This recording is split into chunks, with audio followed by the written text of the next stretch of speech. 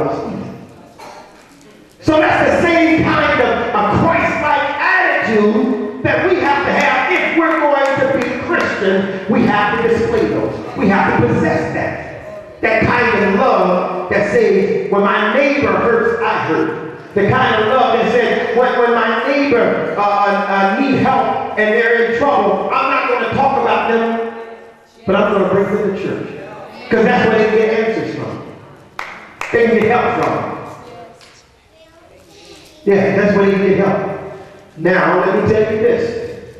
The Bible never told us to be fools. The Bible never told you to be a fool. Because sometimes people will try to take advantage of your Christ-likeness. The Bible never told you to be a fool. One thing I am, I'm not a fool. I am a Christian. I am truly saved, not because of my own doing, because God saved me, and I was just willing to be saved and to let Him do what He needed to do in me. Your willingness is what God needs. But I'm no fool. Even with the inmates, they couldn't use me. Hey, Rev, and one thing, and I've had occasions where they would say, hey, Rev, you know, if you're really a Christian, man, you let me get an extra. Let's see one thing. Okay. Sometimes they can go in the dining hall. I'll give you a little light example. They might be going in the dining halls, and the rules say you cannot wear open-toe shoes in the dining hall. And here I am observing the dining hall, and we've had a couple of inmates want to go into the dining hall. This is just something minor. They had other things that was, you know, more, I guess, bigger than that. And I said, oh, wait a minute, go back to your cell. This wasn't death row. Death row didn't go to the dining hall. This was when I was in B custody. I said, go A&B custody. I said, go back to your cell. You can't go in that open-toe shoe. Oh, man, Rev, you're supposed to be a preacher, man. You're supposed to be saved. I know it. That's why I'm correcting you. Go back to your cell. You know, people try to prey on your goodness. You know, you can't be foolish. So because I'm saved, you said I should overlook you breaking the rules. I can't be saved and correct you in your mind. See, that's where I'm not foolish. That's where I'm not foolish. Someone trying to use me. I mean, I still know people. Con artists can't con me because I've dealt with too many of them. I know when I see them a mile away. And I know how to deal with people because I've dealt with probably any kind of person you could think of. In those nearly 9 years, when you work in a prison system for any length of time, especially some years, you're going to deal with every con you can just about come up with. I've seen it, I've heard it, and you can't fool me. But the point is, we have to be what God wants us to be, but we don't have to be foolish. And we don't have to let people use us. Sometimes people try to use you because they know you're a Christian.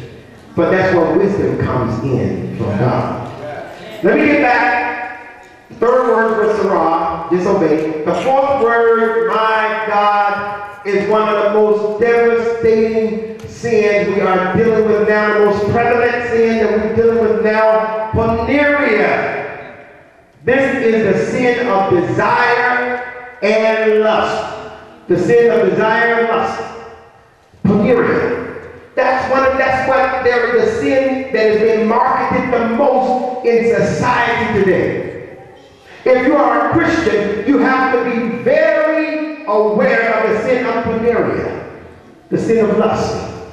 Because everywhere you go, they're promoting it some kind of way. It's being promoted. Television, all of a sudden they got grandmamas taking their clothes off, advertising in their underwear. Why is that necessary? You've seen them. The bride underwear commercial. That is so unnecessary. Almost the internet, almost everywhere, lust. The devil is trying to pump lust into society, in the hearts of the people. Billboards, almost everything you find, the sin of porneia is out there lurking, the sin of lust. And if you're going to be a Christian, you cannot let the sin of lust get you caught up. And the number one tool is pornography. Pornography is the number one tool that is getting people caught up in the sin of porneia. The sin of lust. And it's binding and it's gripping people. I was reading an article that came from AFA, American Family Association, recently, this past week.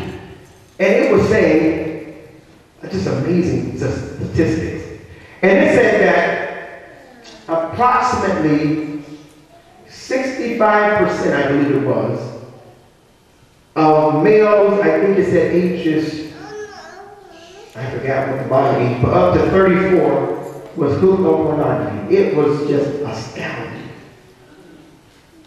That age group, from teenage, I think it was teenage years up to 30-something, up in their 30s.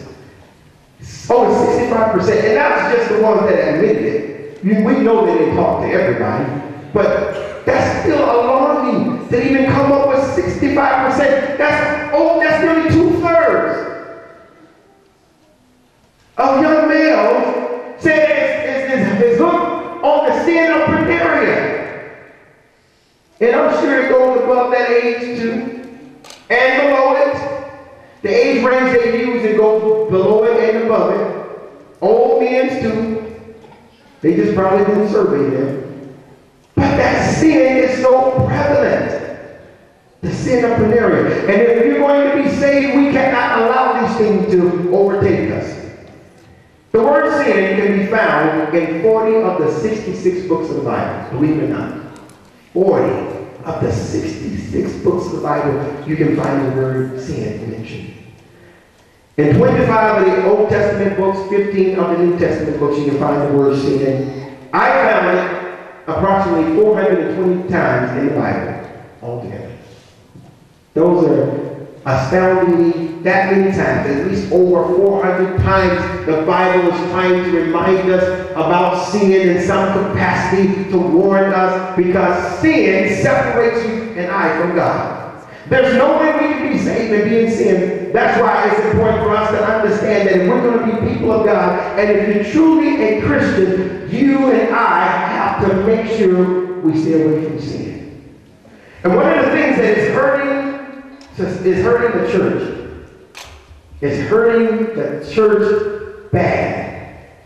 Is when people in the church, we are the light of the world, but if we, the people of God, is out there and the world sees us sinning, it hurts the church in this regard, because the world feels like there's no hope.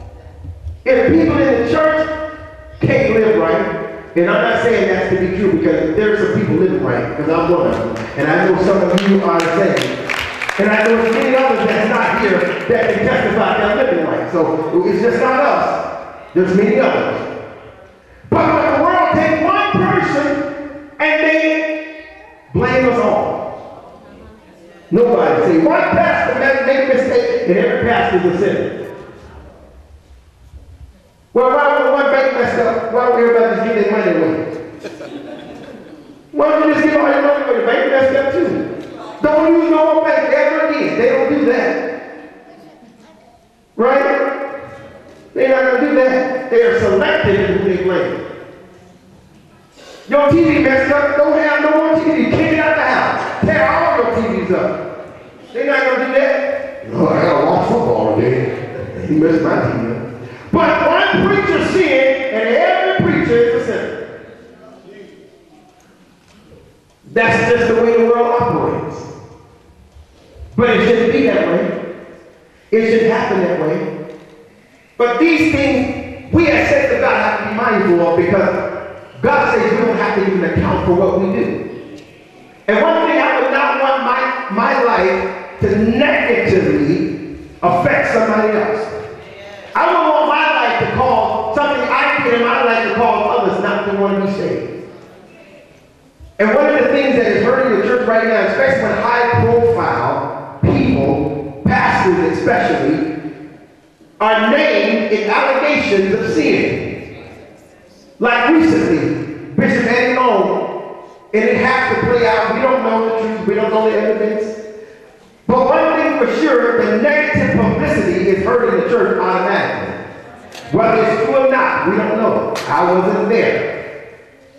But either way,